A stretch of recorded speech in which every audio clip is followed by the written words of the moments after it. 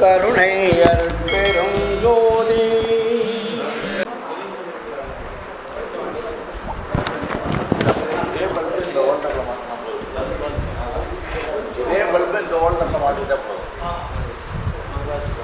அருட்பெரும் ஜோதி அருட்பெரும் ஜோதி தனிப்பெரும் கருணை அருட்பெரும் ஜோதி.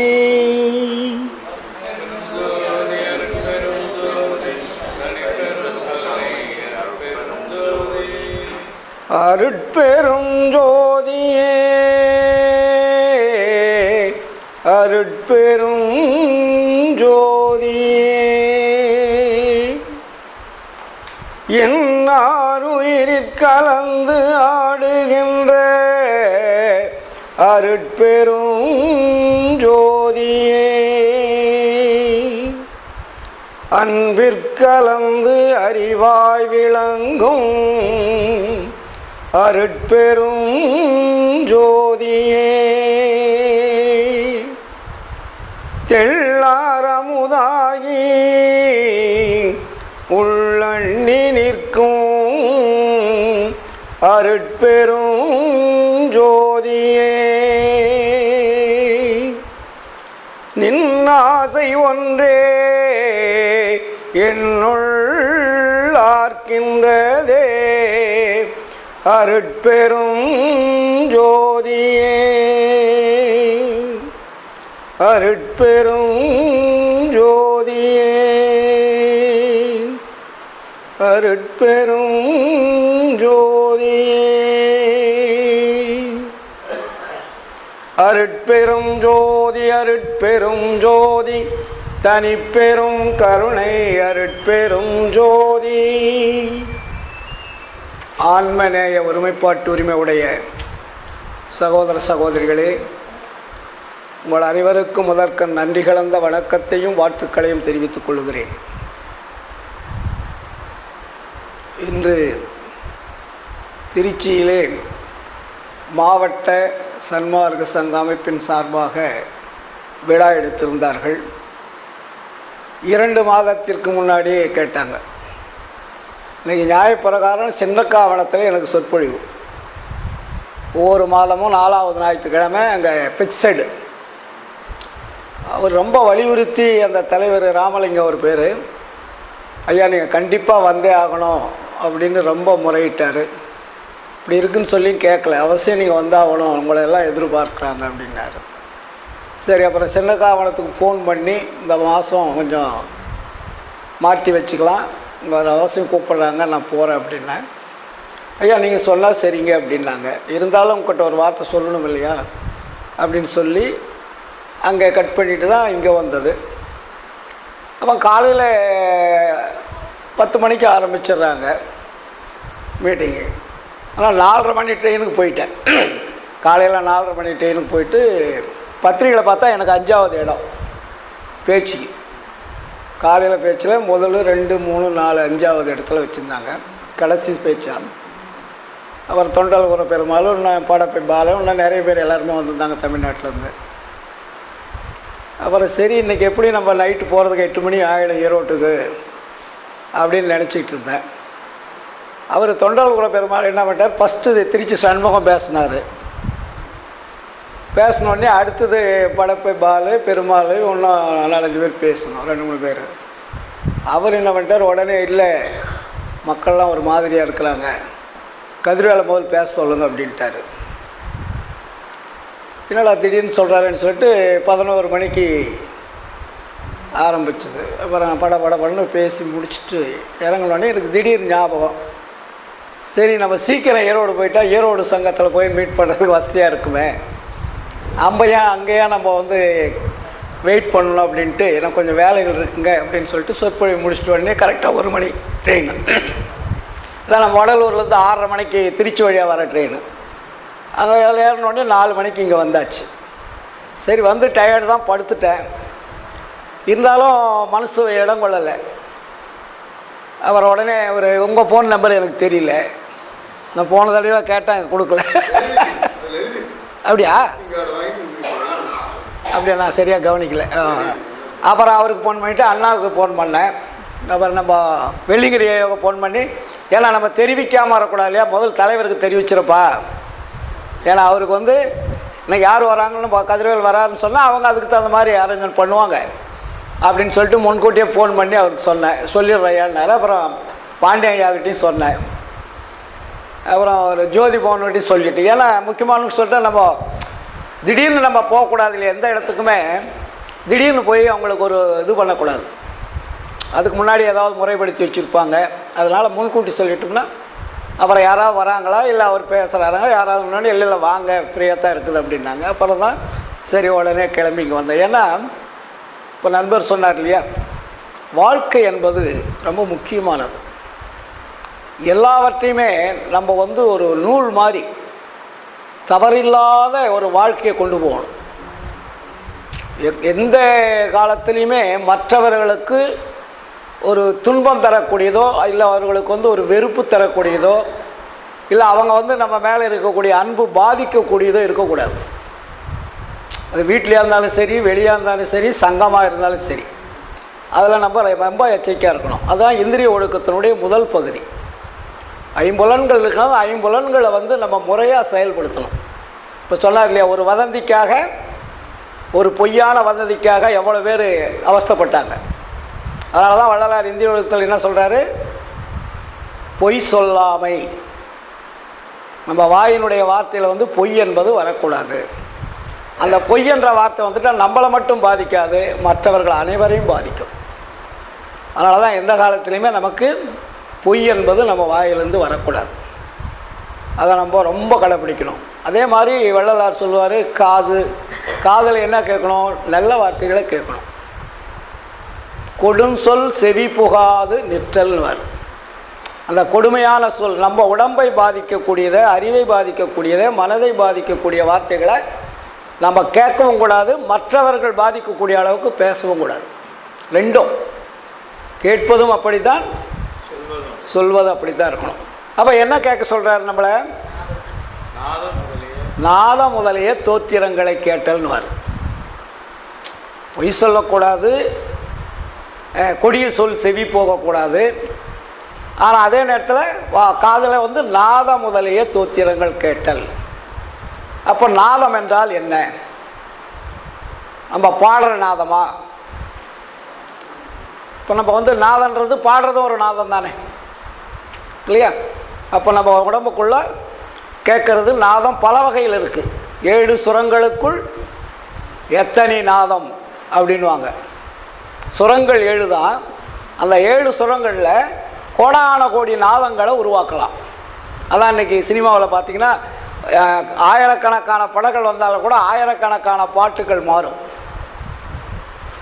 அப்போ அந்த 7 சுரங்களுக்குள் எத்தனை நாதம்.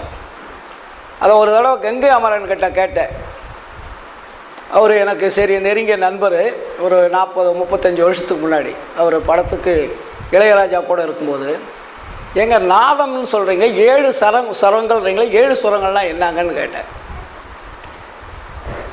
அவங்க 7 சுரங்கள்ன்றதுக்கு 7 விதமான, அதுக்கு என்னன்னு சொல்கிறது, சப்தங்கள். அந்த 7 சப்தங்களுக்குள்ளே நிறைய பிரிவினை இருக்குன்னாரு. ஆனால் வள்ளலார் இங்கே என்ன சொல்கிறாருன்னா 7 அணுக்கள்ன்றார். 7 விதமான அணுக்கள். இந்த உலகத்தில் இருக்கக்கூடியது 7 விதமான அணுக்கள் நிறைந்திருக்கிறது. அதுக்கு மேலே அணுக்கள் கிடையாது. வாலனு, திரவனு, குருவனு, லகுவனு, விபுவனு, பரமானு அப்படின்னு 7 விதமான அணுக்கள் இருக்குது. இந்த 7 விதமான அணுக்கள் அதனுடைய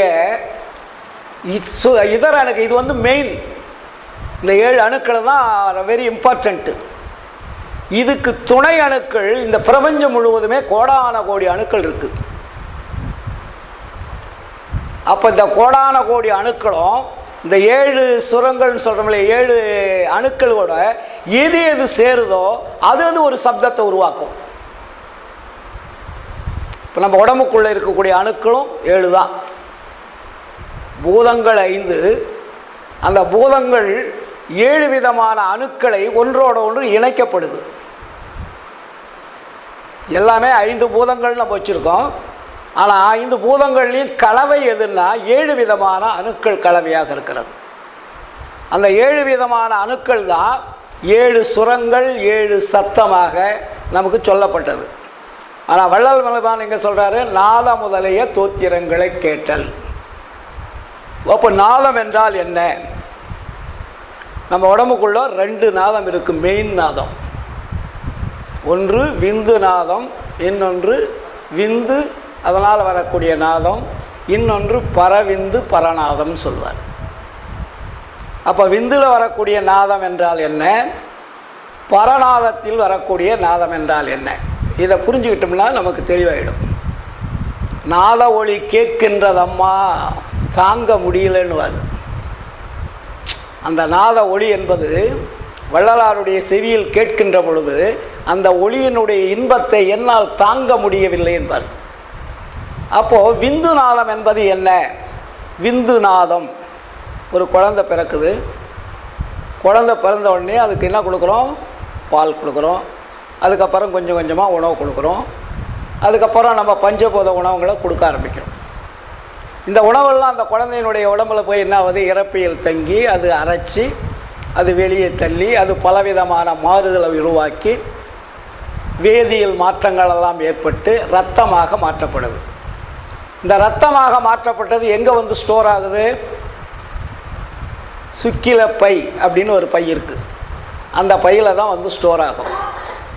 அந்த சுக்கில பையில் அந்த ஸ்டோர் ஆனால் தான் அந்த குழந்தை பேசும், இல்லாட்டி பேசாது. ஒரு குழந்தை பேசலை, 3 வருஷம் ஆச்சு, 4 வருஷம் ஆச்சு அப்படின்னு சொல்லுவோம். ஏன் அந்த குழந்தை பேசலைன்னா அந்த சுக்கிலம் என்பது அங்கே ஸ்டோர் ஆகாத இருக்கலாம், இல்லாட்டி அதுக்கு ஒரு அடைப்பு ஏற்பட்டிருக்கும். இது இருந்தால் அந்த குழந்தைங்க கொஞ்சம் பேசுறதுக்கு லேட் ஆகும். அதுக்கப்புறம் தான் டாக்டருக்கு ஏதாவது ஒரு ட்ரீட்மெண்ட் பண்ணுவாங்க. அப்போ அது ஓப்பன் ஆகும் லேசாக. அப்போ இந்த நாதம் என்பது எந்த வழியாக செல்லுகிறது? சுக்கிலம் இருக்கிறது, சுக்கியத்திலிருந்து நாதம் வர வேண்டும். அப்போ அது எப்படி வரணும்? மூலாதாரம் இருந்து, மூலாதாரத்துக்கு கீழே தான் சுக்கில பை இருக்குது. அந்த பையிலிருந்து முதுகந்தண்டு வழியாக 6 ஆதாரங்களை தாண்டி 7வது ஆதாரமாகிய அந்த தொண்டைக்குழிக்குள்ளே போகணும். இப்போ நமக்கு ஏன் வந்து தினமும் வந்து எச்சில் வந்துட்டு இருக்குது, உமிழ்நீர் வருது? உமிழ்நீர் வரலைன்னா நமக்கு என்ன ஆகும்? அப்போ வாயுக்குள்ளே உமிழ்நீர் 24 மணி நேரம் நமக்கு ஊறிக்கிட்டு இருக்கு. வாயு வறண்டு போயிட்டா என்ன பண்ணுறோம்? தாங்க முடியாது, ரொம்ப கஷ்டமாக இருக்கும், சாப்பிட முடியாது.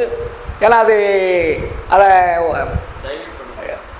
அதை செயல்படுத்துறதுக்கு உண்டான அந்த திரவம் வந்து இல்லை என்றாலே உணவு வந்து ஜீரணமாகாது, உணவு வந்து கரைக்காது.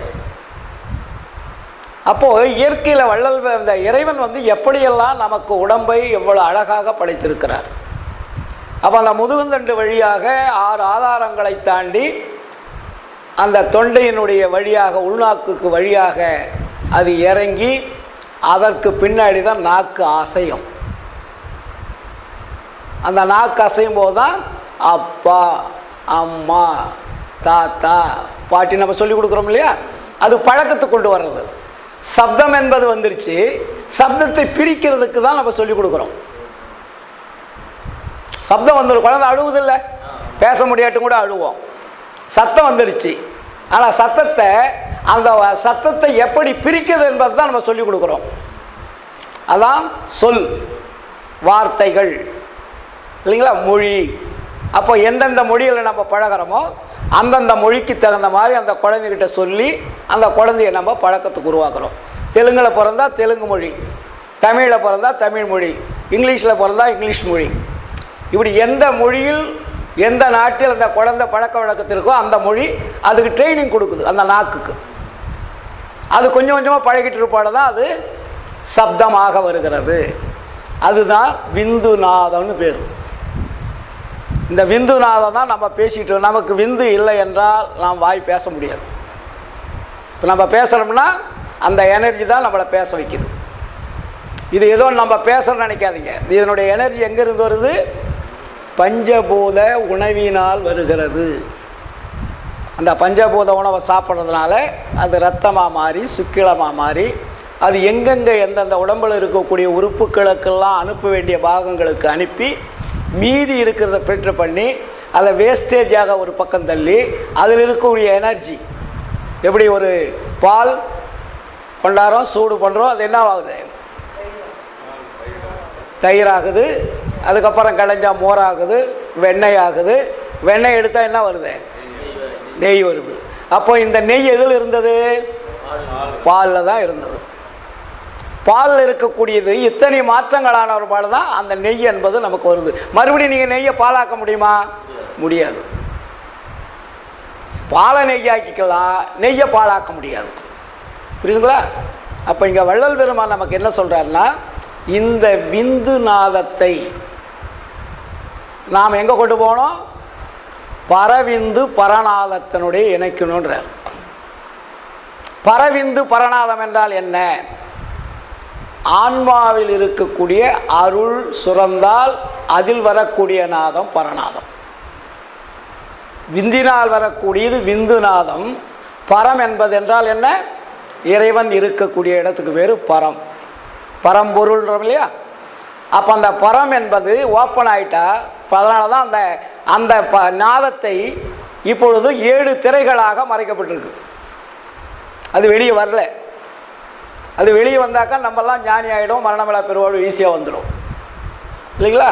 அப்போ அந்த பரநாதம் என்பது அமுதத்தினால் வரக்கூடிய நாதத்துக்கு பேர் பரநாதம். வேற ஒன்றும் இதில் பெரிய கம்பசூத்திரம்லாம் கிடையாது.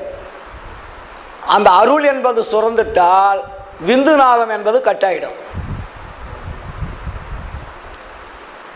இந்த நாதம் அதனால தான் வள்ளலார் சும்மா இருப்பதே சுகம்னார். அப்போது நம்ம அந்த விந்துநாதம் வருகின்ற பொழுது அது விரயமாகக்கூடாது. அது குறிப்பிட்ட எல்லைக்கு மேலே அதை விரயம் பண்ணக்கூடாது. எழுதுறதா இருந்தாலும் பேசுகிறதா இருந்தாலும் எவ்வளவு வேலை செய்தாலும் அது விரயமாகாத பாதுகாக்கிறவன் தான் ஞானி. அதனால தான் வள்ளலார் அதை ரொம்ப பாதுகாத்தார். அந்த ஒரு பாகம் ஒரு திரை விலகினால அதுக்குண்டான ஆற்றல் நமக்கு கிடைக்கும். 2வது திரை விலகினா அதை விட அதிகமான ஆற்றல் கிடைக்கும். 3வது திரை விலகினால் அதை விட அதிகம். இப்படி ஒவ்வொரு திரைகள் விலகுகின்ற பொழுதும் அதிலிருந்து வரக்கூடிய சப்தம், அந்த நாதம் என்பது நமக்கு பிரமிப்பை ஊட்டும். நினைத்ததெல்லாம் நடக்கும். அது எங்கே கனெக்ஷன் இருக்குது? அருட்பெருஞ்சோதி ஆண்டவருக்கும் அதுக்கும் தான் கனெக்ஷன். அது ஓப்பன் ஆகிட்டுன்னா அந்த விந்து நாதம் என்றது அந்த சப்தம் நம்ம காதில் கேட்டுட்டா அங்கே இருக்கக்கூடிய ஆர்டர் கிடைக்குங்க. அது என்ன சொல்லுதோ அதுதான் அது செய்யும் இந்த நாதம். அங்கே சொல்லாதது செஞ்சாக்க இது அவுட்டு, எனர்ஜி கட் பண்ணிவிடுவார். இது மாதிரி தான் ஞானிகளெல்லாம் நிறைய பேர் தன்னுடைய சித்துக்களை விளையாடியதால் அந்த நாதம் என்பது அவர்களிடத்திலிருந்து குறைந்து இறுதியிலே மண்மூடி போனார்கள்னுவார். மண்மூடினா என்ன? சமாதின்னு பேர். அதனால் நம்ம என்ன பண்ணணும்? நாத ஒளி கேட்கணும். அந்த நாத ஒளி தான் இறைவனுடைய ஒளி. விந்து ஒளி இந்த மாயினுடைய ஒளின்னு வச்சுங்க. மாயை தான் நமக்கு பஞ்சபூத உணவுகளை கொடுக்குது. அதனால் இந்த மாயை ஒளி வேறு, பரநாத ஒளி வேறு. புரியுதுங்களா? அப்போ அந்த ஒளி எப்போ நமக்கு கிடைக்குதோ அது காதில் என்ன ஆகுன்னா அந்த உடம்பில் இருக்கக்கூடிய 5-9 துவாரங்களும் அந்த ஒளி வரும்போது லாக் ஆகிடும். இப்போ ஓப்பனாக இருக்கு இல்லையா? வெளியில் இருக்கக்கூடியதெல்லாம் காது கேட்குது, வெளியில் இருக்கிறதெல்லாம் கண்ணு பார்க்குது, வாய் வெளியில் இருக்கிறவங்களக்கிட்டலாம் பேசுது, காலு கண்ட இடத்துங்களுக்கெல்லாம் போகுது, கை என்னென்னவோ எடுக்க சொல்லுது, கொடுக்க சொல்லுது. இந்த நாதம் என்பது பரநாதம் என்பது நமக்கு கிடைச்சிட்டா இந்த 9 துவாரங்களும் லாக் ஆகிடும். அது உள்ளுக்குள்ளே உடம்புக்குள்ளேயே அது வேதியியல் மாற்றம் செஞ்சுக்கிட்டே இருக்கும். அதனால தான் வள்ளல் பெருமான் சொல்லுவார், அருட்பெருஞ்சோதி அகவல்ல வேதியியல் அப்படின்ற ஒரு வார்த்தையை யூஸ் பண்ணுவார். அப்போ இந்த உடம்பில் இருக்கக்கூடிய ஒவ்வொரு எலும்பு, சதை, சுக்கிலம், ரத்தத்தை எல்லாமே மாற்றக்கூடிய எண்ணெய் வேதித்த எந்தனி அன்பே நவற்றிய பாட்டு, வேத கீதத்தில் விளைதிரு பாட்டு, நன்மார்கள் நாவில் நவிட்ட பாண்டு அப்படியே அடிக்கிட்டு போவார். அப்போது இது எல்லாமே நமக்கு வந்து வெளிப்படையாக யாருமே சொல்லலை. இது எவ்வளோ பெரிய விஷயம். இதை மறைபொருளாக வைத்திருந்தார்கள். இதுக்கு பேர் என்ன? மறைபொருள். இந்த மறைபொருளை வந்து வள்ளல் பெருமான் ஓப்பன் பண்ணிட்டார். இது எல்லாருக்கும் கிடைக்கணும், எல்லாருமே அனுபவிக்கணும். ஏமாற்றம் என்பது இறைவனிடத்தில் வரக்கூடிய யாரும் ஏமாற்றக்கூடாது. இறைவனிடத்திலிருந்து வரக்கூடிய பொருளை நம்ம ஏமாற்றலாமா? அரசாங்கம் கொடுக்குற நோட்டை ஆள் கொஞ்சமாக பகிர்ந்தால் தானே நமக்கு செலவுக்கு வரும். ஒருத்தனே போய் 2 கோடி 3 கோடி 500 கோடி மாற்றலாம், என்ன ஆகும்? அப்போ எல்லோரும் கிடைக்காம போயிடும். ஒரு சட்டம் போட்டாங்கன்னா அது எல்லாருக்கும் கிடைக்கணுன்றதுக்கு தான் அந்த சட்டம். அது பின்னாடி நன்மையாக தேவைன்றது இன்னொரு 1 மாதம் 2 மாதத்தில் தெரிஞ்சிடும். ஆனால் எல்லாருக்கும் கிடைக்கணும். அப்போ பணம் வச்சுருக்கிறோம் போய் மாற்றிக்கிட்டா இல்லாதவன் என்ன பண்ணுவான் அப்படின்றதுக்காக ஒரு லிமிட் வச்சாங்க. 12,000 ரூபா வாரத்துக்கு எடுத்தால் ஒரு மாதத்துக்கு 1 லட்ச ரூபா எடுத்துக்கலாம். அக்கௌண்ட் இருக்கணும், அக்கௌண்ட் இருந்தால் எடுத்துக்கலாம். அக்கௌண்ட் இல்லாதவங்களுக்கு கொஞ்சம் கஷ்டம், அவங்களுக்கு தான் 2,000 ரூபா 4,000 ரூபான்னு மாற்றிட்டு இருந்தாங்க. அப்போ அதுபோல் நாம் என்ன செய்யணும்? வள்ளல் பெருமான் இறைவன் எப்படி இருக்கார்? எல்லாருக்கும் பொதுவாக இருக்கார். அந்த பொதுவான இறைவன் பேதம் பார்ப்பாரா? ஆனால் நாம் இதுவரையும் பேதம் பார்த்த கடவுள்களை தான் நம்ம பார்த்துட்டு இருந்தோம். இந்த உலகத்தில் பேதம் பார்த்த கடவுள்கள் தான் இந்த நாட்டிலே நடமாடி கொண்டிருக்கிறது. வள்ளல் பெருமான் வந்து பேதம் இல்லாத கடவுள். அதனால தான் இதுக்கு பேர் என்ன நெறி? பொது நெறின்னு பேர். சன்மார்க்க பொது நெறி. இங்கே வந்து வேற்றுமை இருக்கக்கூடாது. உயர்ந்தவன் தாழ்ந்தவன், ஏழை பணக்காரன், உயர்ந்த ஜாதி தாழ்ந்த ஜாதி. ஆனால் முன்னாடி நமக்கு இருந்தவங்களாம் என்ன பண்ணாங்க? அந்த வேதம் தெரிஞ்சவங்க தான் இறைவன்கிட்ட போக முடியும். வேதம் தெரியாதவங்க இறைவன்கிட்ட போக முடியாது. அதுக்குன்னு ஒரு பாடசாலை இருக்கும், வேத பாடசாலை. அதுக்குன்னு ஒரு குரூப்பு தான் அதை படிப்பாங்க. எல்லோரும் படிக்கிறதுக்கும் கூட மாட்டாங்க. இந்த சமுதாயத்தில் எவ்வளோ பெரிய விஷயங்கள் மனிதனை மாற்றி வைத்திருக்கிறது என்பதை நாம் புரிந்து கொள்ள வேண்டும். வள்ளல் பெருமான் வந்து வெட்ட வெளிச்சமாக்கிட்டார் இதை, புரியுதுங்களா? அப்போ அந்த வெட்ட வெளிச்சமானது எதற்காக என்றால் எல்லோரும் இன்புற்று வாழ வேண்டும் என்பதுக்கு தான். எல்லா உயிர்களும் இன்புற்று வாழ வேண்டும். எப்படி ஒரு சிம்பிளாக நம்ம கொண்டு வராரு. அதே மாதிரி நாம் யாருன்னு நம்ம ஏன் தெரிஞ்சுக்காமல் இருக்கோம்? இப்போ நம்ம பார்த்திங்கன்னா நம்ம அம்மா அப்பா அப்படின்னு சொல்கிறோம், அவங்களுக்கு அம்மா அப்பான்னு சொல்கிறோம், அவங்களுக்கு அப்பா. இது எத்தனை கோடி ஆண்டுகளாக இது தாய் தந்தையருடைய தொடர்ச்சி இருக்கும். அப்போ எந்த அம்மா அப்பாவிலேருந்து நம்ம முதல் வந்தோம் அப்படின்னு தெரிஞ்சுக்கிட்டோம்னா விலை கிடைச்சிடும். புரியுதுங்களா? அப்போது முதல் நம்ம வந்தது யாருக்கிட்ட இருந்து வந்தோம்?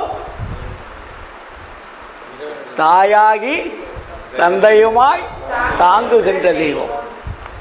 அப்போ தாயும் தந்தையாக இருந்த இறைவனும் அருளும் சேர்ந்து அனுப்புறது. அருள் என்பது பெண்பாலாகவும் இறைவன் என்பது ஆண்பாலாகவும் வச்சுங்க. அங்கே ஆண் பெண் என்ற பேதம் கிடையாது இறைவனுக்கு. ஆனால் வள்ளல் பெருமான் என்ன சொல்கிறாரு? இறைவன் என்பது இயற்கை உண்மை. 2வது இயற்கை விளக்கம் அருள். இயற்கை இன்பம், அதனால் அனுபவிக்கக்கூடியது. இப்போ நம்ம என்ன இன்பம் அனுபவிச்சுட்டு இருக்கிறோம்? இயற்கை இன்பமா செயற்கை இன்பமா? செயற்கை இன்பம். செயற்கை இன்பத்தினால் நமக்கு என்ன கிடைக்குது?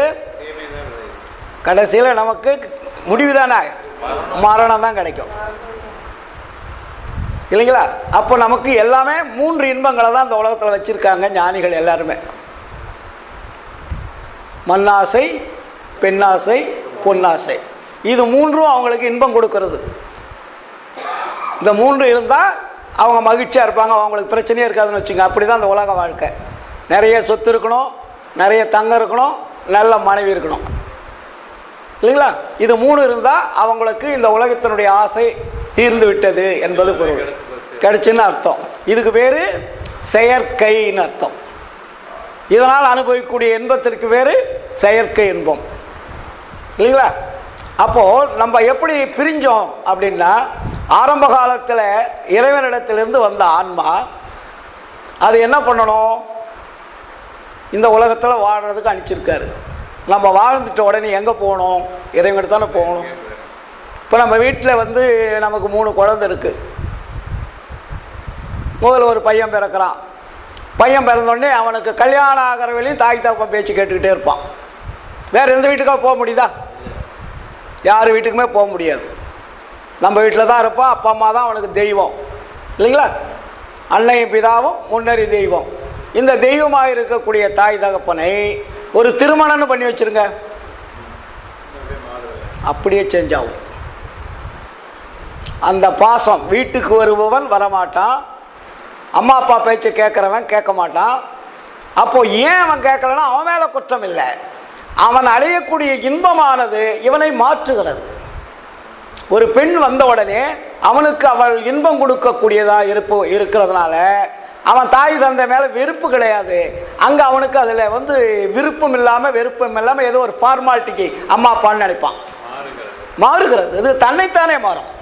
அது தவறு என்பதற்காக அல்ல, அந்த உணர்வுகள் என்பது தன்னை மாற்றிக்கொள்ளும். அதே மாதிரி தான் பெண்ணும். ஒரு அம்மா அப்பாவை இருக்கிறவரையும் ஒரு பெண்ணானது நம்ம வீட்டை விட்டு அனுப்ப மாட்டோம். காலேஜுக்கு போனாலும் கூட வருவோம், ஸ்கூலுக்கு போனாலும் கூட போவோம், வெளியே இருந்தாலும் கூட்டிகிட்டு போவோம், எல்லாம் பண்ணுவோம். ஆனால் திருமணம் ஆன உடனே அந்த பெண்ணை நீங்கள் பாதுகாப்பு, நீ வீட்டோடு இருக்குன்னு சொல்ல முடியுமா? அதுக்குண்டான இன்பம் கிடைத்த உடனே அது ஒரு தனியாக போயிடுது. இதே போல தான் இந்த உலகத்தில் வந்த ஆன்மாக்கள் எல்லாம் ஒன்றோட ஒன்று சேர்ந்து சேர்ந்து பிரிந்து பிரிந்து அது தனித்தனியாக போய்விட்டது. Very simple. இறைவன்கிட்ட அந்த ஆன்மா இறைவன்கிட்ட போகாம இந்த அற்ப ஆசைகளுக்காக அற்ப இச்சைகளுக்காக இதுதான் இன்பம் என்பதை அது நினைத்து இது ஒன்றொன்றாக ஒவ்வொரு ஆணும் பெண்ணும் ஒன்றோடு ஒன்று இணைகின்ற பொழுது அவர்கள் தனித்தனி தனித்தனி வகையாக பிரிந்து அதற்குண்டான குழந்தை அப்படின்னு உலகம் முழுவதும் இன்று பரவி இருக்கிறது. உலகம் முழுவதுமே பரவி இருக்கக்கூடிய மனிதர்களுடைய காரண காரியத்துக்கு இதுதான் காரணம். அப்போது நாம் என்ன பண்ணணும்?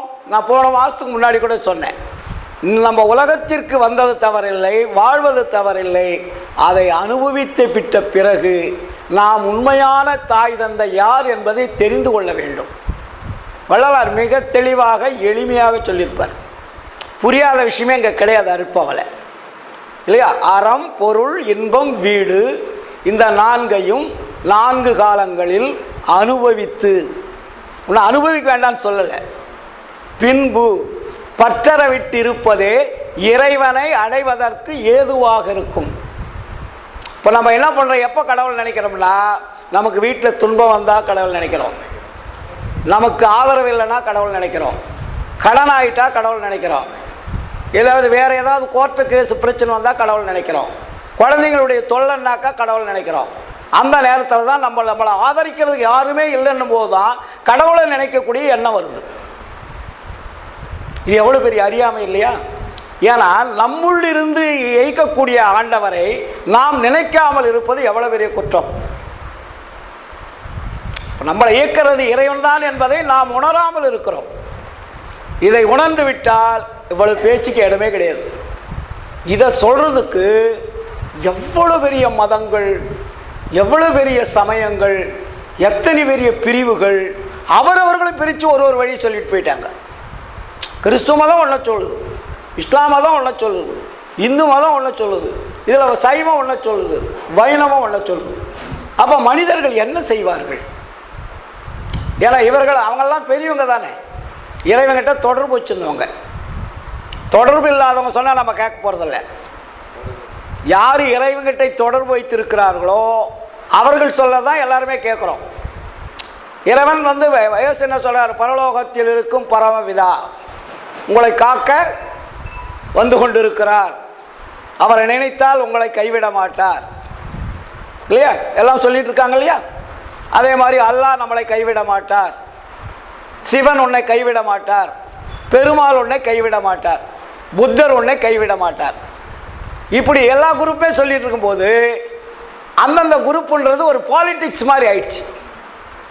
இப்போ யார் சொன்னது? இப்போ நம்மளே இருக்கிறோம், சன்மார்க்கத்துக்கு வந்துட்டோம், நமக்கு ஒரு டவுட்டு. ஏன்னா நம்ம முன்னாடி இருந்த பழக்க வழக்கத்தினால என்ன அவர் சொன்னது நியாயமாக இருக்குமோ, வள்ளலார் சொன்னதில் அவர் சொன்னதான் வள்ளலார் சொல்லியிருப்பாரோ இப்படின்ற ஒரு கன்ஃபியூஷன் நமக்கு வருது. ஏன்னா அதுக்கு முன்னாடி இங்கெல்லாம் இருக்கிறவங்க சொல்லியிருக்காங்க, யாருமே சொல்லாமல் இல்லை. ஆனால் தெளிவான முறையில் லகுவான முறையில் மக்கள் புரிந்து கொள்ளக்கூடிய அளவிற்கு தெளிவாக யாருமே சொல்லலை. அதனால தான் வள்ளல் பெருமான் நாம் இங்கு வாழ்வதற்கு வந்திருக்கிறோம், நம்முடைய வாழ்க்கை முடித்துவிட்ட பிறகு நாம் செல்ல வேண்டிய இடத்திற்கு செல்ல வேண்டும். செல்ல வேண்டிய இடத்திற்கு செல்லாமல் இருந்தால் நமக்கு இது மாதிரி இன்ப துன்பங்கள் வந்து கொண்டே இருக்கும், பிறப்பு இறப்பு வந்து கொண்டே இருக்கும். அப்போ அதுக்கு என்ன வழி? இதை மாற்றுவதற்கு என்ன வழி? ஒரு சொல்யூஷன் வேணும் இல்லையா? அதுக்கு பேர் தான் அருள்னார். இந்த அருளை பெற்றால் மட்டும்தான் நீங்கள் வந்த இடத்திற்கு செல்ல முடியும். அருளை பெறாது இருக்கின்ற வரையில் இன்னும் 5000 ஆண்டுகளாக இருந்தாலும் கூட நீங்கள் இங்கே பிறந்து பிறந்து உருமாறிக்கொண்டிருக்கும். நம்மளுடைய உருவங்கள் மாறிக்கொண்டே இருக்கும். உயிர் மாறாது, ஆன்மா மாறாது.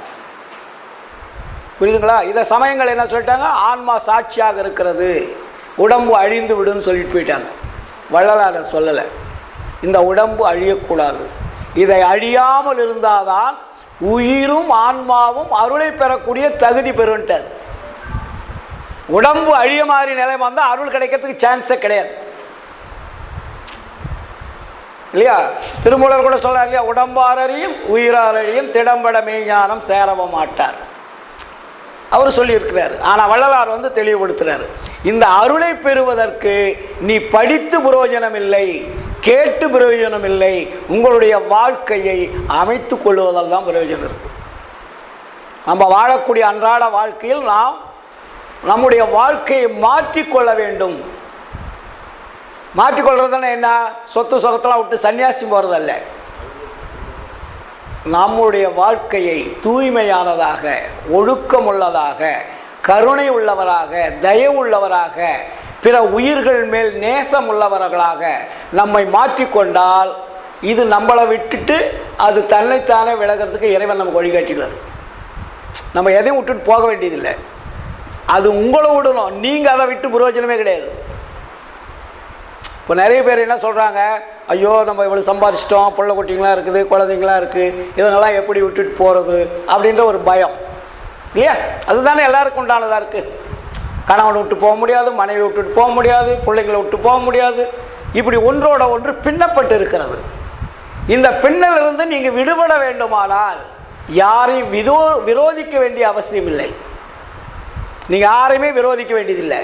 பொண்டாட்டி விரோதம் பண்ண வேண்டியதில்லை, குழந்தை குட்டி விரோதம் பண்ண வேண்டியது, சொந்த பந்தத்தை எதையுமே விரோதம் பண்ண வேண்டாம். உங்களுடைய வாழ்க்கை முறையை இறைவன்பால் செலுத்தினால் உங்களுக்கு நல்ல மதிப்பும் கிடைக்கும், மரியாதையும் கிடைக்கும். வீட்டில் இருக்கிறவங்களே உங்களை தெய்வமாக பார்ப்பாங்க. உங்களுக்கு அளவில்லாத ஒரு மகிழ்ச்சி உருவாகக்கூடிய சூழலை இறைவன் உருவாக்குவார். அப்போ நீங்கள் என்ன பண்ணுவீங்க? வீட்டோடு இருந்தாலும் தனித்து இருக்கக்கூடிய நிலைமை வரும். உங்களை கடவுளாக பார்க்கும்போது நீங்கள் என்ன பண்ணுவீங்க? உங்கள்கிட்ட வேலை வாங்குவாங்களா? நீ சும்மா இருந்து சாப்பிட்டு இருந்தீங்கன்னா, பாப்பா கரண்ட் பில்லு கட்டிட்டு வாப்பா, டெலிஃபோன் பில்லு கட்டிட்டு வாப்பா, அந்த குழந்தைய பார்த்துக்குப்பா, எத்தனையோ வேலை வைப்பாங்க. நீங்கள் அவர்களுக்கு மரியாதை மிகுந்தவர்களாக, அவர்கள் உங்களை பார்த்து கைகூப்பி வணங்கக்கூடியவர்களாக நீங்கள் வாழுகின்ற பொழுது உங்களுக்கு அவங்க வேலை கொடுக்க மாட்டாங்க, நீங்கள் இட்ட வேலையை அவங்க செய்வாங்க. இந்த நிலை எப்பொழுது உருவாகும்? கருணையே வடிவமாக வாழணும். அந்த கருணைக்கு எது தேவை? இறைவனுடைய தொடர்பு தேவை. இறைவனுடைய தொடர்பு இருந்தால், கருணை இருந்தால், இரண்டும் ஒன்றோடு லிங்க் ஆகுது. அப்போதான் நம்மளுடைய ஆன்மாவில் இருக்கக்கூடிய திரைகள் விலகும். இப்போ நேற்று இன்னைக்கு திருச்சியில் அதான் கேட்டாங்க, இதுவரையில் 150 ஆண்டுகளுக்கு மேலாக ஆகிவிட்டது, இதுவரையில் யாரும் மரணமிலா பெருவாழ்வு வரவில்லை, நீங்கள் மேடை மேடையாக மரணமிலா பெருவாழ்வு வாழ்ந்திடலாம் கண்டின்னு சொல்லிட்டு இருக்கிறீங்க. அப்போ நீங்கள் வாழ்ந்தீங்களா, இல்லை மற்றவங்க ஏதாவது வாழ்ந்துருக்கிறாங்களா காட்டுங்கன்னு கேட்குறாங்க. மக்கள் ரெடியாக இருக்காங்க. என்ன பதில் சொல்லுவீங்க அவங்களுக்கு?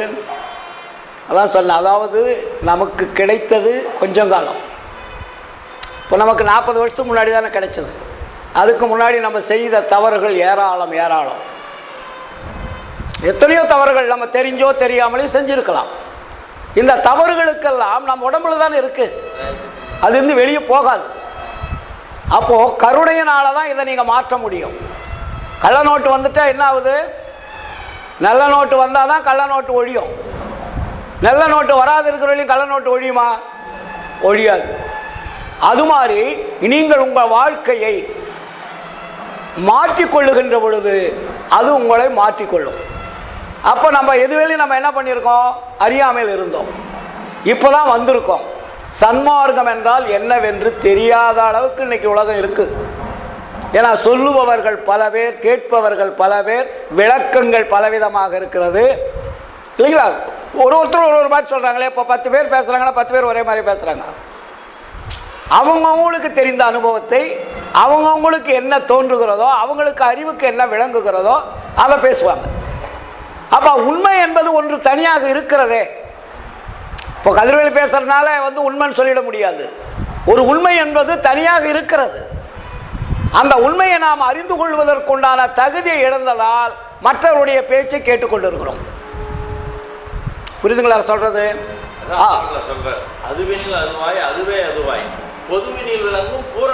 பூரணமை பொருளே.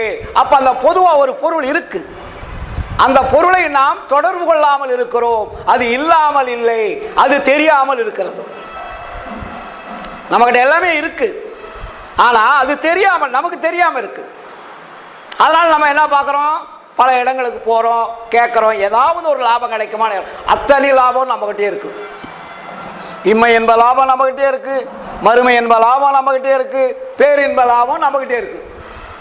இந்த லாபத்தை வெளியே போய் தேட வேண்டிய அவசியம் இல்லை. இப்போ நம்ம என்ன பண்ணிட்டு நம்மளுடைய வாழ்க்கையில் எப்படி கொண்டு வந்துட்டாங்க அந்த சமுதாயத்தில்னா, பொருள் வாழ்க்கை தான் மிகுந்ததுன்னு கொண்டு வந்துட்டாங்க. அதனால் நம்ம அந்த பொருள் மேலே இச்சை அதிகமாக இருக்கிறதுனால அருள் மேலே இச்சை போகலை. அப்போ பொருள் மேலே இச்சை குறைஞ்சாதானே அருள் மேலே இச்சை வரும். இப்போ நம்ம ரெண்டையும் கையில் பிடிச்சிக்கிட்டு மரண மேலே பெறுவோம்னா நீங்கள் 1000 வருஷம் பேசியிருந்தாலும் சத்தியமாக வராது. அதனால தான் வள்ளல் பெருமான் தெளிவாக சொன்னார், புகுந்தருணம் இது கண்டீர் நம்மவரே நான் தான் புகழ்கின்றேன், என் மொழி ஓர் பொய்மொழி என்னாதீர். நான் சொல்கிறத தயவு செய்து பொய்ன்னு நினச்சிடாதீங்க. உகுந்தருணும் உற்றவரும் பெற்றவரும் மற்றவரும் உடைமைகளும் உலகியலும் உற்ற துணை அன்றே. உங்களுக்கு அது துணையாக இருக்குதுன்னா நீங்கள் இருங்க, ஏற்றுங்க, தப்பே இல்லை. உங்களுக்கு ஒரு 10 ஏக்கரா நிலம் துணையாக இருக்குது, சாகும்போது கொண்டு போகிறோன்னா வச்சுக்கங்க. பொண்டாட்டி அழகாக இருக்கிறாங்கள நம்ம பாகும்போது கூட்டிகிட்டு போகலான்னு இருந்தாக்கா பட்டு வச்சுங்க. வீடு அழகாக கட்டிட்டோம், அந்த வீடையை நம்ம கொண்டு போகிறதா தான் நீங்கள் வச்சுங்க. ஆனால் எதுவுமே உங்கள் கூட வராதுன்னு தெரிஞ்சு தப்பு பண்ணிகிட்டு இருக்கோம். இங்கே தான் வள்ளலார் அழுத்தமாக சொல்ல, உற்றவரும் பெற்றவரும் மற்றவரும் உடைமைகளும் உலகியலும் உற்ற துணை அன்றே. இதெல்லாம் ஒன்றுமே துணை வர்றதில்ல. நம்ம அன்றாடம் பார்க்குறோம், செத்தவனையும் பார்க்குறோம், சாகாதவனையும் பார்க்குறோம். அப்போ என்ன துணை? மிகுந்த சுவைக்கரும்பே, செங்கனியே, கோற்றேனே, மெய்ப்பொருளே, விளையறியா மணியே, தகுந்த தனிப்பெரும்பதியே, தயாநிதியே, கதியே, சத்தியமே என்றுரைமின் பக்தியோடு பணிந்தேன். எவ்வளோ ஒரு அழகான அந்த 8 வரிகள் தெளிவாக சொல்லியிருக்கார். எப்படிப்பட்ட கரும்பு? மிகுந்த சுவை கரும்பு. ஒரு கரும்புக்கு சுவைன்னு சொல்லலாம், இனிப்பு நல்லா இருக்குன்னு சொல்லலாம், அதுக்கு சொல்ல முடியாது. அது மிகுந்த சுவை கரும்பு. இவ்வளோ தான் இனிப்புன்னு நமக்கு ஒரு லிமிட் வச்சுருக்கோம். சர்க்கரை அதிகமாக போயிட்டா என்ன சொல்கிறோம்? அதிகமாக போயிடுச்சுங்க சர்க்கரை. குறைவாக போயிட்டா என்ன சொல்கிறோம்? குறைவாக இருக்குது. ஆனால் இறைவனுடைய அருளினுடைய சுவையை அளவிட முடியாது. நீங்கள் குறைவு என்று சொல்ல முடியாது, அதிகம் என்று சொல்ல முடியாது. அது உங்களை நிலையாக நிறுத்தி வைக்கக்கூடிய சுவை இல்லைங்களா? அப்போ அந்த சுவையை நாம் அனுபவிக்க பழகிவிட்டால் நம்ம இதெல்லாம் தூசாயிடும். அதனால தான் வள்ளல் பெருமான் சொல்லுவார், ஒரு பதார்த்தத்தினுடைய ருசியை அனுபவிக்காமல் இருக்கிறீர்கள். ஒரு பதார்த்தத்தை ஒரு குழந்தைகிட்ட காட்டி அது சாப்பிடுன்னா அது ருசி அதுக்கு தெரியுமா? சாப்பிட்டா தானே தெரியும். அதுபோல இறைவனுடைய திருவருளை நாம் அனுபவிக்காதனால் அதனுடைய பெருமையை நாம் உணராமல் இருக்கிறோம், அதனுடைய அருமையை நாம் உணராமல் இருக்கிறோம். அதை அனுபவிச்சு பழகிட்டு பாருங்க, ஈஸியாக கிடைக்கும். அப்போ நீங்கள் அனுபவிச்சிங்களா சார் அப்படின்னு ஒரு கேள்வி கேளுங்க. கேட்கணும்ல? இப்போ எனக்கு சம்பாதிக்க தெரியாதா? இப்போ நான் சென்னையில் இருக்கேன், நான் நினச்சேன்னா எத்தனை கோடி வேணாலும் என்னால் சம்பாதிக்க முடியும். அவ்வளோ வழி இருக்குது நாட்டில். சம்பாதிக்கிறதுக்கு தில் இல்லாத சன்மார்க்கத்தில் நான் இல்லை இல்லைங்களா? அப்போ என்னுடைய குடும்பம் என்னை உட்கார வச்சு சோறு போடுறதுக்கு வசதி இருக்குது. அதுக்காக நான் சோறு சாப்பிட்றதுக்காக இல்லை. அவங்க வீட்டில் இருக்கலாம், அவங்க வீட்டில் ஆளுக்கு ஒரு மாதம் இருந்தாவே ரொட்டினாக வந்துட்டாக்க எனக்கு வாழ்க்கை ஓடிடும். இதுக்காகவா பிறந்தோம்? இதைத்தான் வள்ளலார் சொல்லுவார், உண்ணுதற்கும் உறங்குதற்கும் உணர்ந்தீர் உலகமெல்லாம் கண்டிடும் ஒரு உளவை அறிந்திலரே. நீங்கள் சாப்பிட்றதுக்கும் தூங்குறதுக்கும் தான் தெரிஞ்சிருக்கிறீங்க. இந்த உலகத்தினுடைய உண்மையை, அந்த இனிமையை, அந்த அருளை, அந்த ஆற்றலை, நம்முடைய அருள் தந்தையை தொடர்பு கொள்வதற்கு வழி தெரியாமல் இருக்கிறீர்கள். அது அல்லவா சுவை. நம்ம எங்கிருந்து வந்தோமோ அங்கே போனால் தாய் தகப்பனோட தான் எப்படி இருக்கும்? இவ்வளோ பெரிய அண்டங்களை இயக்கக்கூடிய ஆண்டவருடைய இடத்துல நம்ம இருக்கும்போது அது எவ்வளோ பெரிய பெருமை. ஒரு பிரைம் மினிஸ்டருடைய நண்பனாக இருந்தாவே எவ்வளோ பெருமையாக இருக்குது இல்லையா? இப்போ இன்றைக்கி ஒரு நம்ம ஜெயலலிதாவுடைய சசிகலா எவ்வளோ இன்றைக்கி பாரு, என்ன அந்த அம்மா கூட இருந்தனால இன்றைக்கி தமிழ்நாடு போகிற அந்த அம்மா பேச்சு கேட்குதில்ல.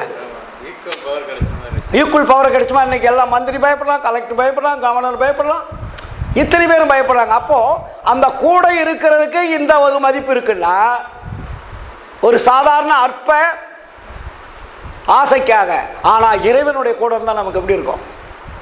அவர் தான் இந்த உலகத்தையும் உயிர்களையும் அண்டங்களையும் படைத்து இவ்வளவு பெரிய இயக்கத்தை உருவாக்கி, நம்மளுடைய அப்பா நான் சாதாரணவரா? கொடை வள்ளல் அல்லவா? நம்ம அப்பா நான் சாதாரண, நம்மெல்லாம் அனாதைன்னு நினச்சிட்டு இருக்கிறோம். நம்ம எல்லாருமே வசதியானவர்கள், ஆனால் ஏழ்மை நிலையில் வாழ்ந்து கொண்டிருக்கிறோம். வசதியான இடத்திற்கு செல்லாமல் ஏழ்மையை நினைத்து ஏங்கி கொண்டிருக்கிறோம். அப்போது இப்போ இதனால் நான் எனக்கெல்லாம் இப்போ பயம்ன்றதே கிடையாது. பயம் ஜீரோன்னு அலையா சொன்னார்ல, பயமே கிடையாது. எனக்கு என்ன பயம்? சொத்தை விட்டு போகிறனா, சுகத்தை விட்டு போகிறனா, பொண்டாட்டி பிள்ளை விட்டு போகிறோமா, எதை பற்றியும் கவலை கிடையாது. தனிக்காட்டு ராஜா மாதிரி தான். அவங்கவுங்களுக்கு இடத்துக்கு தகுந்த மாதிரி என்னுடைய ஆக்ஷன் இருக்கும், அவ்வளோதான். ஆனால் பற்றுதல் என்பது ஜீரோ, பயம் என்பது ஜீரோ. இந்த நிலையில் நம்ம வாழ்க்கை அமைச்சுக்கிட்டா நமக்கு எல்லாமே கிடைக்கும். இது ஏன் கிடைக்காம இருக்குது? கடவுள்கிட்ட தொடர்பு இல்லாமல் இருக்குது. இப்போ போன வாரத்துக்கு முன்னாடி சொன்னாலே இறைவன்கிட்ட நம்ம இடைவிடாது தொடர்பு வைக்கணும். நம்ம ஒரு வீட்டில், அதனால தான் வள்ளல் பெருமான் விளக்கை வைத்து முதலில் வழிபாடு செய்யுங்கன்னார். வழிபாடுனா மாலை மரியாதை போடுறதல்ல, அதனிடத்தில் தொடர்பு கொள்ளுங்கள். அது புறத்தில் இருப்பது. இப்போ சன்மார்க்க சபையை காமிச்சார் இல்லையா? அப்போ சபை என்பது தான் நம்மளுடைய சிரசு. சத்திய ஞான சபை என்னுள் கண்டனன். எங்கே கண்டார் சத்திய ஞான சபையை? என்னுள் கண்டனன். அப்போ என்ன பெற்றாரா? சன்மார்க்க சித்தியை யான் பெற்று கொண்டனன். சத்திய ஞான சபை எப்படி இருக்கிறது என்பதை நான் பார்த்தேன். பிறகுதான் ஆண்டவர் என்னை கட்ட சொன்னார். வள்ளலார் இஷ்டத்து கட்டல, ஆண்டவர் கட்ட சொன்ன ஒருபாடு இதை மக்களுக்கு வெளிப்படுத்து. அப்போ அவர் பார்த்ததை அப்படியே பிரேம் போட்டு வச்சுக்கிறார். அவர் கண்டதை காட்சி பொருளாக நமக்கு சத்திய ஞான சபை கட்டுகிறார். சபை எனது உணர்மன தானமந்த எனக்கு அபயம் அளித்ததோர் அருட்பெருஞ்சோதி. அப்போ எங்கே இருக்கிறாரு? சபை எங்கே இருக்குது? சத்திய ஞான சபை என்பது நம்ம ஆன்மா இருக்கக்கூடிய இடம். அது சிரசு, தலைபாகத்தில் இருக்கிறது. அப்போ தலைபாகத்தில் அது எப்படி இருக்கு? எண்கோண வடிவமான ஒரு ரவுண்ட் நம்மளுடைய தலைபாகத்தில். அந்த ரவுண்டு தெரியாது, அருளாளருக்கு மட்டும்தான் தெரியும். நம்ம பார்த்தோம்னா உடச்சி பார்க்கலாமா? நம்ம ராஜ்மா டாக்டர் அப்படி தான் சொல்லுவார். நம்ம ஆப்ரேஷன் பண்ணால் அது தெரியுமா அப்படின்னு கேட்பார். மனதே தெரியாது, உயிரே தெரியாது, புத்தியே தெரியாது, சித்தமே தெரியாது, அகங்காரம் என்னன்னு தெரியாது. அப்போ ஆன்மாவில் இருக்கக்கூடிய அந்த சபை எப்படி தெரியும் இல்லைங்களா? அப்போ அந்த ஆன்மா என்பது 4 வட்டங்களாக இருக்கிறது. அந்த ஆன்மா வந்து சென்டர் இருக்குது, 4 சுவர்களாக இருக்கிறது. ஒவ்வொரு சுவரும் ஒவ்வொரு அடுக்கு. இப்போ எப்படி ஒரு வீட்டு கட்டினோம்னா ஒரு ஹாலு, அதுக்கப்புறம் அடுக்கு, அதுக்கப்புறம் அடுக்குன்னு வெளியே போகுது இல்லையா? அப்போ ஆன்மா என்பது சென்ட்ரு பாயிண்ட். அப்போ அந்த சென்ட்ரு பாயிண்டில் இருக்கிறத அதை சுற்றி தான் ஒரு வட்டம், அதுக்கு அடுத்தது ஒரு வட்டம், அதுக்கு அடுத்தது ஒரு வட்டம். வள்ளலார் சொல்வார் ஒரே இடைப்பகுதியில், ஆன்மா என்பது அந்த கரணம் மத்தியில் இருக்குதுன்னுவார். படிச்சிருக்கிறீங்களா? அந்த கரண மத்தியில் இருக்கிறது. அதனால தான் அது அகத்தில் இருப்பது ஆன்மா, அகப்புறத்தில் இருக்கக்கூடியது ஜீவன்ற உயிர். இப்போ ஆன்மாவும் உயிரும் ஒன்றோடொன்று இல்லை, சேரல. ஆன்மா தனியாக இருக்கிறது, உயிர் தனியாக இருக்கிறது, கரணங்கள் தனியாக இருக்கிறது, இந்திரியங்கள் தனியாக இருக்கிறது. இது எல்லாமே ஒரு மேக்னெட் பவர், ஒரு மின்சார அலைகள் போல அங்கே செயலாற்றி கொண்டு இருக்கிறது. நான் தான் போன சொன்னேன் இல்லையா, ஐம்புலன்கள் கண்களுக்கு தெரிகிறது. ஐம்புலன்களை இயக்கக்கூடிய சூட்சமான பஞ்சாட்சரம்னு சொல்கிறோம்ல, கண்ணுக்கு தெரியாதது, அதுதான் அங்கே இருக்குது. இந்த 4வது வட்டத்தில் அகம், அகப்புறம், புறம், புறப்புறம் சொல்கிறார் இல்லையா. அப்போ இந்திரியங்கள் என்றால் என்ன? இந்த கரணங்கள், இந்த இந்திரியங்கள் வந்து புறத்தில் தெரியறது அங்கே இல்லை. இதை அந்த இந்திரியங்களை இயக்கக்கூடியது இருக்குது பார்த்தீங்களா? பஞ்சேந்திரங்களில் 2, 2, 5, 5, 10. ஸ்தூலம், சூட்சுமம். ஸ்தூலம் என்பது கண்ணுக்கு தெரியும், சூட்சுமம் என்பது கண்ணுக்கு தெரியாது. அப்போ இந்த 4 வட்டம் அங்கே தான் இருக்குது, சென்ட்ரலில். அப்போ இந்திரிய ஒழுக்கம் உங்களுக்கு இந்த புறக இருக்கக்கூடிய கருவிகளை கட்டுப்படுத்துகின்ற பொழுது அப்போ என்ன ஆகும்? கரண ஒழுக்கம் வந்து ஆட்டோமேட்டிக்காக நின்றுடும், கரணங்கள் வேலை செய்யாது. கரணமேலாம் கலங்க வரும் மரணமும் சம்மதமும். ஏன் மரணம் வருது? கரணங்கள் கலங்குகின்ற பொழுது மரணம் என்பது தானாக வந்துடும். கரணங்கள் அந்த அளவுக்கு வேலையை வாங்கி வாங்கி வாங்கி வாங்கி அது வீணா போயிடுச்சு. நீ புற கருவிகளை வேலை வாங்கிறது யாரு? கரணங்கள். மனம், புத்தி, சித்தம், அகங்காரம் என்ற கரணங்கள். அதனால தான் அதை வள்ளலாரங்க சொல்றார், கரணமேலாம் கலங்க வரும் மரணமும் சம்மதமும். அவ்வளோ ஞானசரிகள் அருமையான பாடல்கள் அதெல்லாம். அது அப்போ இந்த கரணங்கள் என்பது வேலை வாங்குவது, அந்த வேலை வாங்காமல் இருப்பது தான் ஒழுக்கம். இந்திரியங்களை கட்டுப்படுத்தணும், கரணங்களை கட்டுப்படுத்தணும். அப்போ கரணங்களை கட்டுப்படுத்தணும்னா நம்ம என்ன பண்ணணும்? மனதை கொண்டு போய் எங்கே வைக்க சொன்னார் வள்ளலார்? கரணங்கள் 4 அடங்கணும்னா கரணங்களில் 4 பாட்டு இருக்கு: மனம், புத்தி, சித்தம், அகங்காரம். இந்த 4ல் வந்து ஹெட்டு எதுன்னு கேட்டால் மனம். எல்லாம் மனம் அடக்க சொன்னாங்க. வள்ளலார் மனதை அடக்க சொல்லலை, மனதை கொண்டு போய் வேற ஒரு இடத்துல வைடாண்டார். நீ புறத்தில் அலையக்கூடிய மனத்தை அகத்தில் கொண்டு போய் செலுத்துன்ட்டார். நீ கண்ணை கொண்டு போய் வையின்னு சொல்லலை.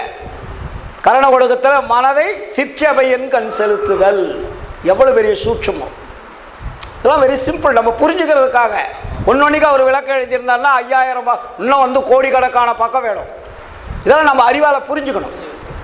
அப்போ கரணங்களில் கொண்டு போய் நம்ம தினமும் என்ன பண்ணணும்? சிற்றபையன் கண் செலுத்தணும். சிற்றபையன் கண் செலுத்துறதுக்கு இப்போ முடியாது, அது எங்கே இருக்குதுன்னு தெரியாது. ஒரு யூகமாக நினைக்கலாம், அங்கே இருக்குதுன்னு சொல்கிறார் வள்ளலார் அப்படின்னு ஒரு யூகத்தில் அங்கே இருக்கிற மாதிரி ஒரு பாவனை பண்ணலாம். பட் அது வந்து பாவனை வந்து என்னாகும்? உண்மையாக மாறணும். அந்த உண்மையாக மாறுவதற்கு தான் முதல் ஆரம்பம் புறத்தில் பாடுறாண்டார். இதை பார்த்து பார்த்து பழகிட்டிங்கன்னா உருவம் மறைந்து அருவம் தோன்றுன்னாரு. உருவம் கரைஞ்சு போயிடும். அதனால தான் சன்மார்க்க தியானம்னு ஒரு பகுதி இருக்கும், அதை படித்து பாருங்கள். உருவம் இல்லாமல் தியானிக்க கூடாதுன்னாரு. இப்போ நம்ம தியானம்னா கண்ணை மூடிக்கிட்டு தியானம் பண்ணுறோம் இல்லைங்களா? வள்ளலார் என்ன சொல்கிறாரு? உருவம் இல்லாமல் தியானிக்க கூடாது. இதுலையும் இப்போ நம்ம வந்து நிறைய நம்ம புரியாமையே சன்மார்க்கத்தில் கொண்டுட்டு போயிட்டு இருக்கோம். அப்போ உருவம் எதுக்கு வச்சாரு? கண்ணை மூடுக்கிறதுக்காக வச்சாரு. ஞானசபை எதுக்கு வச்சார்? கண்ணை மூடிக்கிட்டு போய் பார்க்கறதுக்கா? கண்ணை மூடினா ஜோதி தெரியுமா? அப்போ கண்ணுக்கு வேலை கொடுக்கணுமா வேண்டாமா? அப்போ கண்ணும் மனமும் ஒன்றோட ஒன்று இணைக்கக்கூடியது. அப்போது மனதை கொண்டு போய் அங்கே செலுத்தினீங்கன்னா கண்ணு அங்கே போயிடும். ஏன்னா வேலை செய்கிறவனை நிறுத்தினா, வேலை வாங்குறவனை நிறுத்திட்டா வேலை செய்கிறவன் தானே நின்றுடுவான்ல. புரியுதுங்களா? ஒரு மேஸ்திரி, ஒரு இன்ஜினியர் வேலை செய்யணும்னா அத்தனை பேர் வேலை செய்ய மாட்டேன் நின்றுடுவான். அப்போ மனதை வந்து வேலை வாங்கிக்கிட்டு இருக்குது. அந்த வேலை வாங்குகிற மனதை அதை நீ வேலை வாங்காத அளவுக்கு நிறுத்திப்பாரு. புரியுதுங்களா? அதனால் இந்திரியங்கள் வேலை செய்யுது, மனத்தினால தான் வேலை செய்யுது. அப்போ அந்த மனதை கொண்டு போய் நீ ஆன்மாவில் கொண்டு போய் தொடர்பு வச்சுட்டா இந்திரியங்களுக்கு வேலை கிடையாது, சைலண்ட். அதனால தான் வள்ளலார் வந்து மனதை சிற்றவையென்றும் செலுத்தல் வேண்டும். அப்போ சிற்றளவில் செலுத்தும் போது நமக்கு என்ன ஆகுது? அதை பார்த்து பார்த்து பார்த்து கண்கள் மூலமாக அந்த ஒளி பிம்பமானது நம்ம உள்ளே போயிட்டே இருக்கும். இது வெளியே உருவத்தை பார்த்து பார்த்து பழகிட்டீங்க. உருவத்தை பார்த்ததுனால தானே இப்போ ஏதோ ஒரு உருவம் கடையில் வைத்தா இதே முருகன், இந்த விநாயகர் சிலை, இந்த பெருமாள் சிலை பார்த்து பார்த்து பழகிட்டீங்க. ஒரு குழந்தை கேட்டால் சொல்லுவா தெரியாது. அப்போ தினமும் நம்ம பார்க்குறோம். பார்க்கறதுனால ஒவ்வொரு சிலைக்கும் பேர் வச்சுட்டோம். அந்த சிலைகளை பார்த்து பார்த்து பழகிட்டதுனால சிலை மேலே தான் நமக்கு ஞாபகம் இருக்குது. இதை மாற்றுவதற்கு வள்ளலார் என்ன பண்ணுறாரு? நீ வந்து ஒளியை பாருன்னாரு. நீ ஒளியை பார்த்து பார்த்து பழகிட்டீங்கன்னா உங்களுக்கு உருவத்து மேலே இச்சை போயிடும். புரியுதுங்களா? அப்போ ஒன்றை தொடர்பு அதிகமாக கொள்ளுகின்ற பொழுது இன்னொன்று நம்ம விட்டு விலகிவிடும். அப்போ இது ஒன்று மட்டுமா நீங்கள் பிடிக்கணும், இன்னொன்று சேர்த்துக்கப்பான்னாரு. பாஸ் பண்ணணும்னா பேனா மட்டும் இருந்தால் பத்தாது, பேப்பரும் வேணும் எழுதுறதுக்கு, இல்லையா? அப்போ நம்ம என்ன பண்ணணும்? கருணை எடுத்துக்க கையிலன்னாரு. கருணையை கையில் எடுத்துக்கோ. அதுக்கு பேர் தான் ஜீவகாருண்யன்னு போட்டார். ஜீவன்னா என்ன? உயிர். நீ உயிரை காப்பாற்றணும்னா கருணையோட வாழு, தயவோட வாழு, இரக்கத்தோட வாழு என்று சொன்னார். அதனால் நம்ம என்ன பண்ணோம்? நம்ம ஏதோ எடுக்கிறதுக்கு படித்தோம், புக்கெல்லாம் விரித்து வச்சேன். நண்பர் ஆரம்பிச்சோம்னால ரூட்டு வேறு ட்ராக்கில் போயிடுச்சு.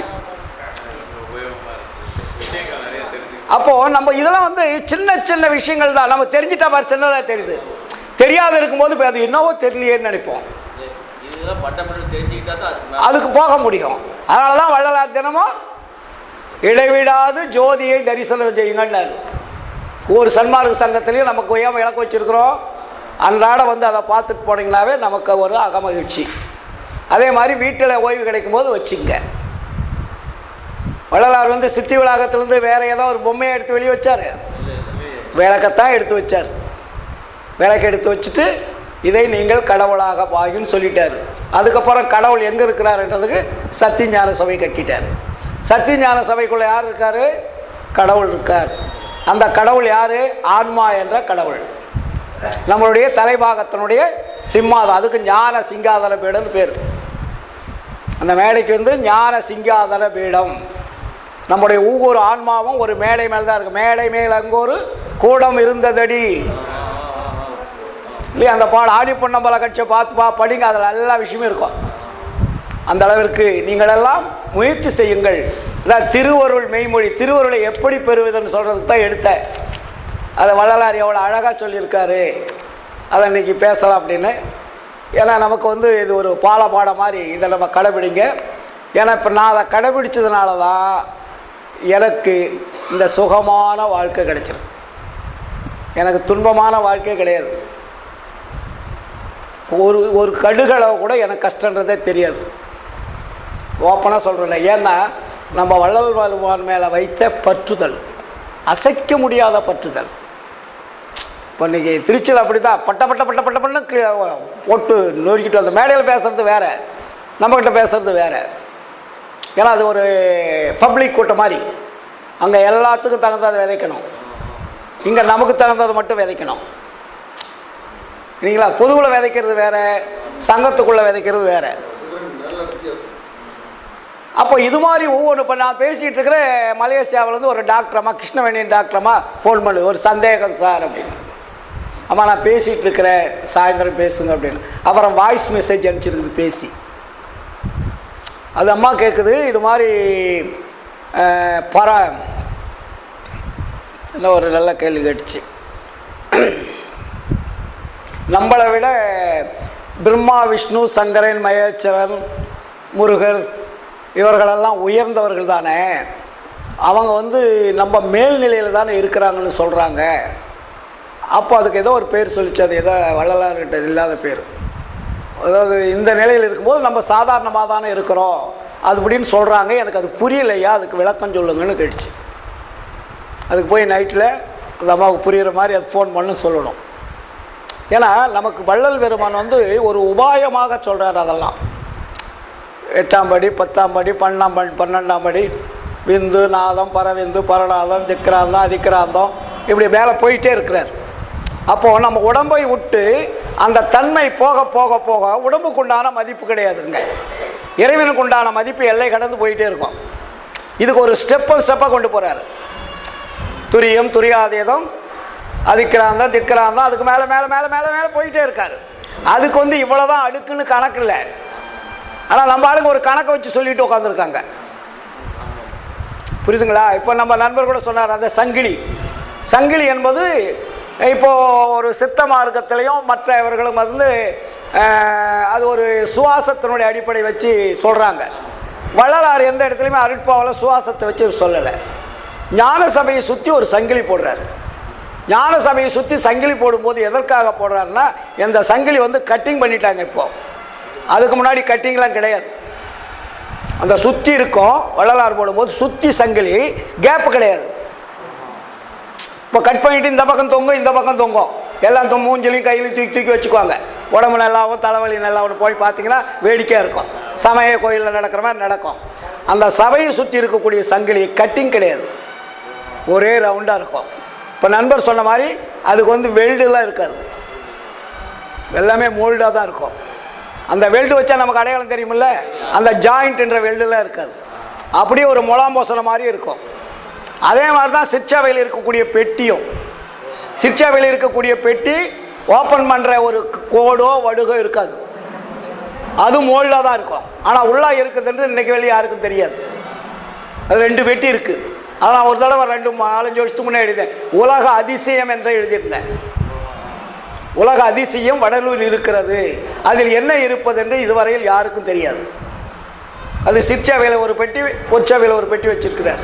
அது சித்தி வளாகத்திலேருந்து கொண்டாந்து வச்சுட்டாங்க. அப்போ இந்த சங்கிலி ஏன் போட்டார் அப்படின்னா, போட்டவங்க அந்த போட்டுட்டு பிறகு அங்கே மாமிசம் என்பவர்கள் அந்த சங்கிலிக்கு விட்டு உள்ளே போகக்கூடாதுன்னு அர்த்தம். ரொம்ப சிம்பிளாக சொல்லியிருக்காரு, வச்சுருக்காரு. இப்போ ஏன்னா ஒரு எல்லைக்கோடு, இப்போ எப்படி நம்ம ஒரு நாட்டுக்கு எல்லைக்கோடு இருக்கு இல்லையா? அப்போ நீ சபைக்குள்ளே போகக்கூடியவர்கள் புலால் மறுத்தவர்கள் உள்ளே வரக்கூடாதுன்னு எழுதியிருக்காரு. புலால் மறுத்தவர்கள் வரலாம், புலால் உண்பவர்கள் வரக்கூடாது. வரக்கூடாதுன்னா எந்த இடத்துக்கு வரக்கூடாதுன்னு எழுதியிருக்காரா? அப்போ சபைக்குள்ளே 4 அடுக்கு 3 1 2 3 அடுக்கு இருக்குது. இப்போ நுழைவாயில் மாதிரி தனியாக வச்சுட்டாங்க. உள்ளே போய் பார்த்தீங்கன்னா அவர் சொன்னார் இல்லையா, அத்தனை தூண்கள் வச்சு அண்டர் கிரவுண்டு வச்சு அங்கே உள்ளே போனீங்கன்னா ஏசி மாதிரி இருக்கும். கீழே மெல்லிய பூங்காற்று வீசும் அந்த அண்டர் கிரவுண்டில். சபைக்குள்ளே நம்ம கழுத்து பாகம் கீழே இருக்கிற மாதிரி தான் கடகால், தலைபாகம் தானே ஞான சபை.